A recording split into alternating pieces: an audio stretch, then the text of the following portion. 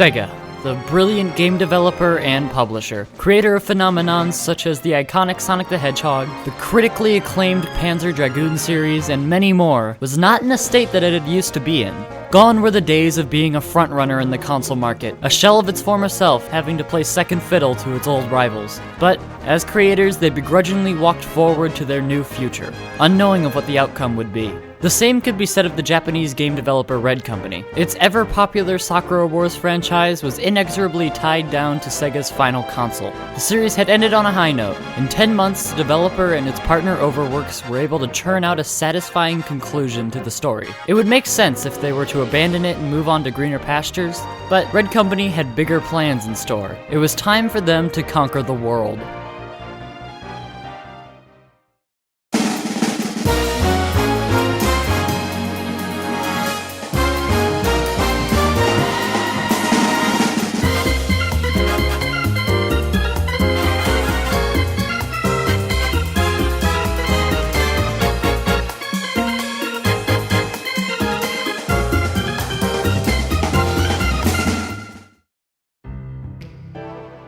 With the Dreamcast long gone and done for, the company decided it was time for a change of pace. In 2003, Uji Hiroi, the creator of Sakura Wars and Red Company, announced the Sakura Wars World Project, a plan that seemed crazy enough to work. Starting from the ground up with their former competitor's PlayStation 2, the plan was to recreate all 4 original Sakura Wars titles with the new and better hardware, along with several side titles to add to the series' mythos. If these brand new reiterations did well enough, Sega would shell out the money to finally bring the series proper to Western shores. Much was riding on the success of these new games. Fans wouldn't have to wait long, as not a year later the remake of the one that started it all came out. Unlike in the past where the original was ported over in a similar condition to its Sega Saturn state, this time everything was built from the ground up with the latest innovations. Sakura Wars, in hot blood, did away with the cramped box that contained the famous art, and in its place was the full frame art that had been introduced in previous entries. The game looked beautiful, but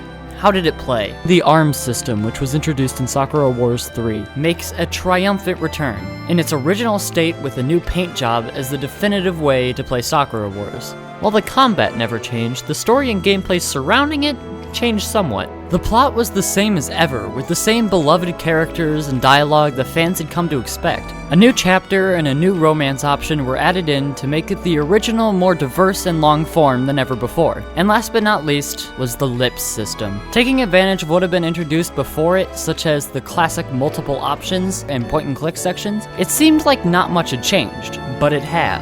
A new innovation for its time, QuickTime events, became an integral part of the remake. The new quirks and nostalgia the title contained made it the defining entry in the series as a whole, one that would judge those that came after it, and those would come soon enough. The first to come after was a side edition that would contribute to the Paris storyline. Sakura Wars Monogatari, or Mysterious Paris, was the beginning of a very different set of spin-offs, ones that would expand on the story instead of the franchise proper. Taking place right after Sakura Wars 4, the game follows the detective of the very French name Kojiro Akechi and his sister Mika Akechi as they work with the old Paris Hanagumi to unravel the mysterious disappearances of several Château Noir performers. Foregoing tactical combat entirely, the title would solely focus on lips-based scenarios and a few new tricks. As you go along your journey and face several lips choices, you may fail them. Fail them enough and you will earn a game over, making your choices more important than ever before. Combat is still very much a part of this, with first-person dungeon crawling and rudimentary shooting sequences to spice things up. Compared to past entries, it's surprisingly well put together given its peripheral status. Initially, a Tokyo counterpart was meant to be in development alongside this entry, but the game has never since materialized. Alongside this, a port, not a remake, of Sakura Wars 3 made it to the PlayStation 2, with all its bells and whistles still intact. The animation department stayed intact too. Although never reaching the heights that the film and TV series had set ever again, 3 one-off OVAs were released in this time period. First off was Sumiri, a single episode meant to commemorate the retirement of Sumiri's voice actress, Mishi Tomozawa, in late 2002. Taking place right after Sakura Wars 4, Sumiri discovers she's losing her spiritual powers, and must put on one final performance before her retirement from the Hanagumi.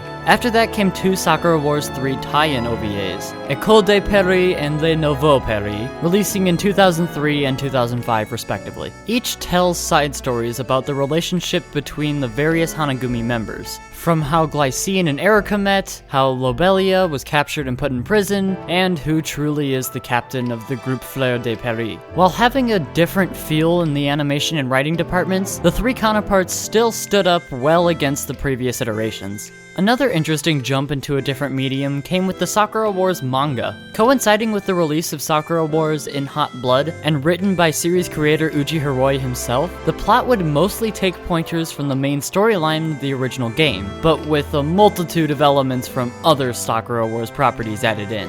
Kayama from Sakura Wars 2, characters from the stage show, mechanical designs from In Hot Blood, and so on, was also used to craft a story that appealed to fans of the original and new readers alike. But all was not well on the home front. Sales for the new entries significantly dipped from their Sega Saturn and Dreamcast heights, putting Red Company in a perilous situation. If Sakura Wars can't sell in the East, how could it even have a chance in the West? In a last-ditch effort, the company hurried along two new games, a spin-off and the next and possibly final game of the franchise, Sakura Wars 5. In anticipation for the newly announced sequel, a tie-in came into existence, starring the titular yet unknown character of Sakura Wars 5, Gemini Sunrise. The game would try to take the series' roots and firmly plant them into another genre, hack and slash. The story would follow Gemini on her journey from her homeland of Texas to find her destiny in New York, under orders from her master. But, as all female icons of the series are, her ditziness sends her in the opposite direction towards San Francisco, where she gets wrapped up in trying to protect a girl named Juanita from the antagonists from the Sakura Wars movie. All of this takes place on a curiously botched map where Illinois is in Missouri and Tennessee is in Minnesota. The primary gameplay revolved around the classic lips, but also the Dynasty Warriors-esque combat. Controlling Gemini on her trusty horse Rally, the player runs around set arenas and fights robots with her katana. But this was held back by many things. An extremely brief development cycle left it in a poor state. Unnatural controls, mediocre hack-and-slash gameplay, and Gemini yelling ad nauseum left this to be the black sheep of the series. Sakura Wars 5, Samurai Girl of the West, lacked the charm and charisma of the franchise in all the wrong places.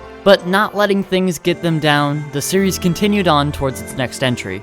And what a great game waited for the masses. But what would it be? A full reboot or a continuation? Turns out, it was the first one. Considering how Sakura Wars 4 completely wrapped up the Ogami and the Imperial Review storyline, and especially with the stepping down of Sumiri's voice actress Michi Tomizawa, any new game would need to take on a completely different setting and cast, changing everything we know about the series. Before that could happen, a new title had to be chosen. Foregoing numbers for Roman numerals, Sakura Wars 5, Saraba Itoshiki Hitayo, or Farewell My Love, is based off of the 1940 American crime novel, Farewell My Lovely.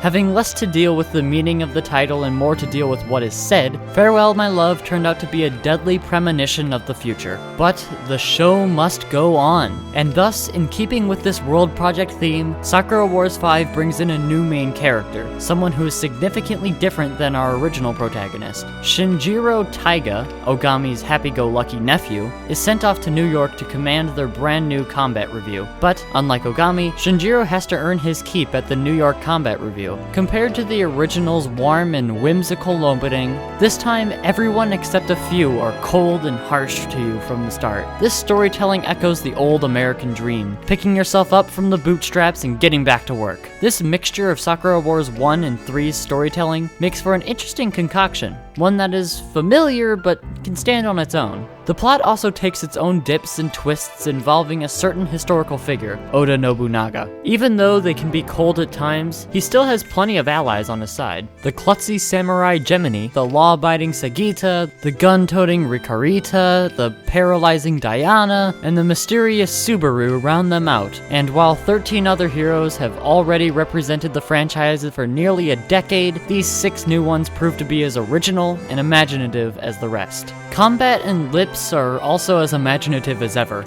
Essentially a new game based on Sakura Wars in Hot Blood's technology, Sakura Wars 5 was still innovative in its own right. The iconic Kobu is out in favor of the new and improved Star Unit. These can still behave similar to the Kobu, but have the added functionality of turning into jets, allowing them to take to the sky for boss battles and certain other opportunities. This is a novel, but ultimately not significantly more exciting or deeper than the ground battles the series had been known for. Other additions came with joint attacks, more advanced versions of the series' standard double attacks. There are also several other revamps to the adventure mode. Gone are the 2.5D point-and-click Grand Imperial Theaters in Paris, and in their place is 3D New York that you can walk around and interact with. Events pop right in the middle of the street, and now there are multiple places to go, such as Central Park or Harlem. Lips has been overhauled quite significantly, with streamlined portraits in higher definition. The QuickTime Lips has also been further extended to simulate Shinjiro walking, running, or even a sword battle or two. The Kinematron has also been upgraded to the Cameratron, allowing you to take photos that can move the story forward or bring about a laugh or two. Even series favorite Kayama is along for the ride, with his Ramondo shop being sort of an in-game tribute to Taisho Ramondo. This new story, cast, and innovations seemed like they could propel the series past its tough times. But was that reality? Unfortunately, this was not the case. Even with a larger base of operations on the PlayStation 2, it seemed the Sakura Wars franchise was finished. Selling a measly 150,000 units, nearly 1/5 of what the original earned, it was the true death knell for the series. As the world continued to advance toward a long-form role-playing game and first-person shooter future, Sakura Wars was left in the dust. A series about mechas, demons, and romance just couldn't compete in these modern times. But was this the case? Was the main franchise truly over, or was there hope on the horizon? Hello, dear viewer, and thank you for watching another episode of Chronicles. If you enjoyed the episode, be sure to leave a like and subscribe to see the final episode in the coming weeks. So what do you think about Sakura Wars 5? Have you played the game before, or are you going to pick it up now that you've watched this video? I'd love to hear what you say down in the comments down below. And thanks again to Hyperion for voicing this episode. It couldn't have been done without him. Anyway, that's it from me. Be sure to have an awesome day, dear viewer, and continue your thirst for knowledge.